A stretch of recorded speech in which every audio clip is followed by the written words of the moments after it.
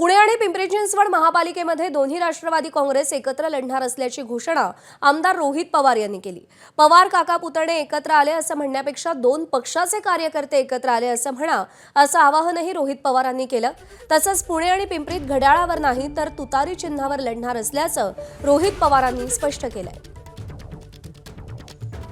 रोहित पवारांनी सुचवलेलं आहे की दोन राष्ट्रवादी किंवा काका पुतणे एकत्र आले असं म्हणण्यापेक्षा दोन पक्षांचे कार्यकर्ते एकत्र आलेत असं म्हणा।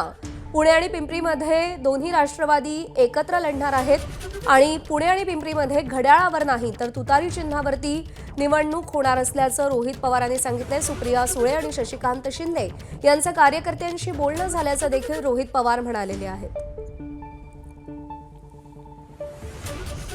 पुणे आणि पिंपरी चिंचवडमध्ये राष्ट्रवादी शरदचंद्र पवार पक्ष कार्यकर्त्यांचं समजून घेऊन ऐकून घेऊन त्यांच्यासाठी आम्ही दोन्ही पक्ष हे दोन्ही महानगरपालिका एकत्रित लढणार आहोत। एक गोष्ट तुम्ही समजून घ्या की आम्ही कुठेही घड्याळाच्या चिन्हावर लढणार नाही। आम्ही एकत्रित येऊन घड्याळ एकत्र आणि तुतारी एकत्र असे दोन चिन्ह घेऊन तिथे लढणार आहोत।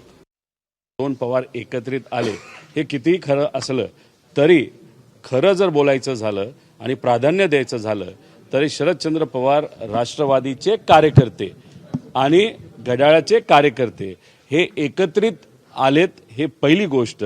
आणि त्यांच्यासाठी हे निवडणूक योग्य पद्धतीची व्हावी आणि बलाढ्य शक्तीच्या विरोधात लढणं ते सुद्धा महानगरपालिकेमध्ये सोपं जावं यासाठी हा पूर्णपणे निर्णय घेतलेला आहे। एबीपी माझा, उघडा डोळे बघा नीट।